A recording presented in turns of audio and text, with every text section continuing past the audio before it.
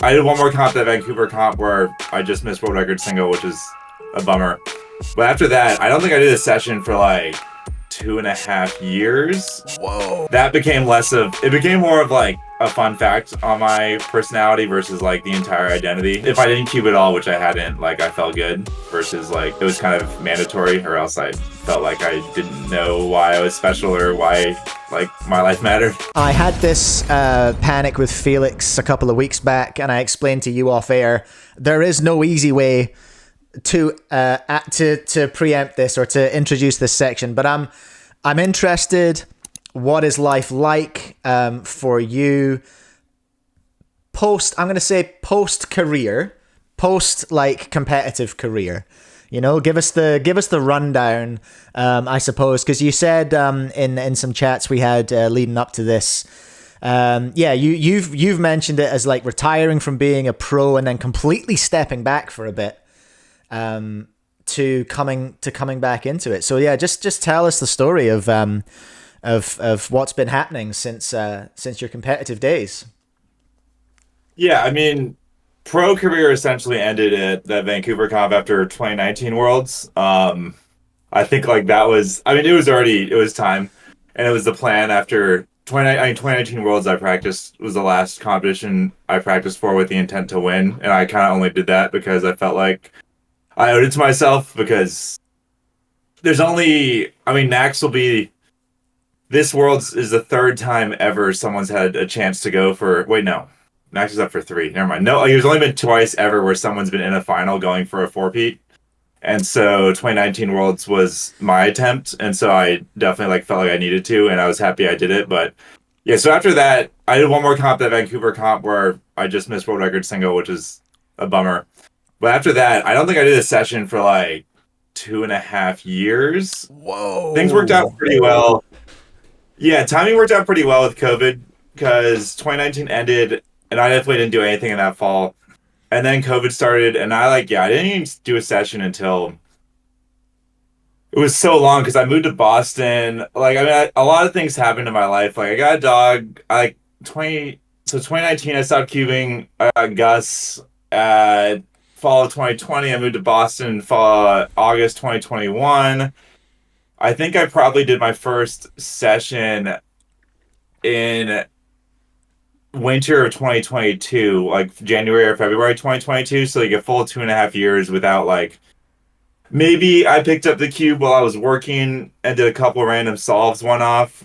I mean, that always happens, but like I legitimately didn't do a practice session for 2.5 years. And so That's insane. that was like super needed for me. Yeah, okay. Like, it's fascinating that you did the exact opposite of most of the world, because COVID was like a big boost for cubing. People were indoors, sales went up, people were looking for things to do, people were deep diving on YouTube, you know, everyone's YouTube views were going up. But that just coincided with it when you were like, I need to chill for a bit. I need to take a break. yeah, I mean, that's a pretty minor way of putting it, honestly. Because, like, I mean, to put it bluntly, I hated cubing. It was awful. I like absolutely despised it. Like, it's a pretty common story with like, I don't think it's as common in the cubing community, but you see it with like a lot of high profile athletes, where like it just becomes your entire life, and there's so much pressure, and like mostly from yourself, but just like external pressure as well to do well. Like, you were so good, and you tied like your entire self-worth to like your competition results. And so like after Australia, I went in knowing this was the last time I was gonna grind super hard with the intent to like win. Like, I mean, I was in Australia to win. Like, I was not there. I got second, but which was fine. But like, I was not there saying like, let's make sure we get second. It was like, I'm here to win. And like, I'm glad I did it, but at the same time, it was so different, where like the previous times it was like I'm just practicing because I wanted to, and like a large part of that is I wanted to win, but I also wanted to practice. And this time, like, I just didn't want to practice at all, but like I just wanted to win, so I practiced anyways. And you get a lot less returns for sure on your practice, but then like it is just mentally just like so taxing. And then especially after that Vancouver comp, where like I missed that world record, I was like, I hate this. Like, I need Give to stop. I think I'm missing some context on that. If it's not too painful to go into, what was the situation at the Vancouver comp with the world record? Oh yeah, so this is after Worlds and Nats. There's like one more comp in Vancouver. I think there's one or two rounds of big cubes, I forget. But I'm still pretty good this time. Like Max is definitely better than me, but like world record is single is slow. It's 114.1. And I get a 114.2 or like it's like 113. I don't know. I get like a 114 flat and I miss world record by like a quarter of a second. And miss I like tried to recognize the COLL and then I didn't do it at all. And I like did a U4 on OLL. And I'm just like, if I just didn't even bother and just did the normal. But so that was kind of like that one really hurt because it would have been sick to have my last world record like be 6x6 single, which was the thing I was always good at. And like to know I would have like been for sure, obviously that was the last record. So but that happens. Do you go out the same way as you go in? You know, 6x6 world record single fail. Oh, First notable moment in my career and the last one as well. oh wow. Um, I can totally relate to what you're talking about in terms of like it being your whole identity, your whole thing. So my job before I moved to New Zealand, I was a drummer, I was a musician. And it was like I'd been a drummer since I was 12, and it had been, the best part of 25, 26 years. No, wait, that's not right. 15 or 16 years. That had been all I was. I was a drummer. And when I moved here, I made a conscious decision to not do that anymore. And it was very, very taxing mentally because you go through a lot of like, well, if I'm not this, then what am I? Like, Oh, completely. so how did you navigate that? Like you said, you became a dog dad around then.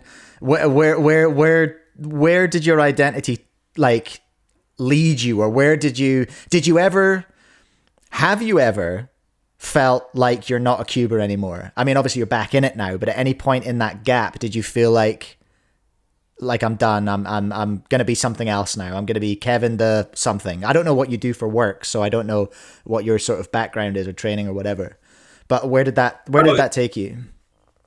Yeah, why do you software? I work at Google. Oh, do you? Pretty, it's not no complaints.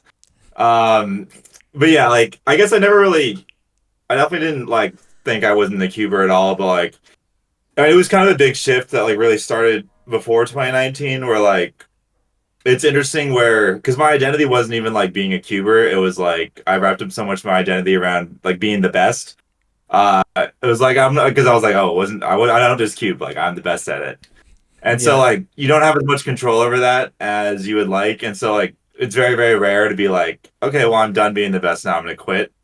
Versus like Max just starts coming up and like his like improvement curve was so crazy that like it just happened like so fast. Like I was very I wasn't 5x5, me being bad at 5x5 was so fast. I remember because like I remember like in 2017 April, I was like ranked two and like third place in the world was like 4 seconds behind me, and I got fourth at Worlds that summer, and I Mm, was like, had like it was like 3 months, like it was crazy. So like 6x6 and seven was just it took like it wasn't quite as fast, but it was still like over the course of like 6 or 8 months, like okay, Max is just a little bit slower than me. Okay, he's the same speed as me, and now he's like so much faster than me. It's like not even possible to catch up.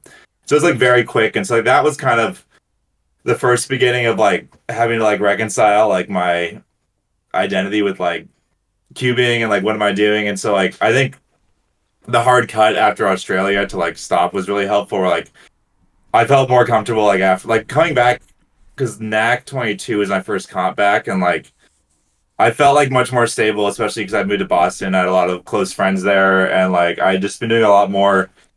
I was very stable in my career, my life, like my social and like relationships. That like it felt a lot more comfortable to be like, okay, I'm gonna cube, but like it's not this all encompassing thing that's like the only thing I do. Like I stopped like meeting people and like people just instantly being like, well, this is the cube guy, because like that was my thing for like mm, over a decade. And so like that became less of it became more of like a fun fact on my personality versus like the entire identity over like those 2.5 years. And so I guess I just like became a lot more comfortable like with the rest of my life as a whole without cubing. Like even if I didn't cube at all, which I hadn't, like I felt good versus like it was kind of mandatory, or else I felt like I didn't know why I was special or why like my life mattered. Yeah, it's such a big thing to wrestle with. Such a huge thing. Oh yeah, it's I mean it's pretty I feel like it's standard if well not standard, but like it's pretty relatable to anyone who like especially when you start like when I started I was a freshman in high school and I wasn't very social and didn't have a lot of friends and like I was still figuring out how to like interact and stuff and that was like kind of my even though it may not have been as necessary as I thought, but like my big hook into like kind of becoming like it was just as I like became more social and like kind of under like got friends and like got more footing like with my life like cubing was kind of like a catalyst for that and so like I kind of like really latched onto that a little more than I probably should have but that happens. Yeah, no, for sure. Absolutely. So forgive me, are you in Boston now or are you in No, I live in Seattle 10 minutes from the venue for Worlds. Oh, snap. 15, Okay, nice. 15 is traffic but you know. That's great. Yeah, no, Chang was saying Boston represent in the chat there. So you're from Canada originally? I was born in Canada but Okay. I grew up in Seattle. Oh, Yeah. right. Okay, So- cool. Whew. Nearly. I don't want to mess that up.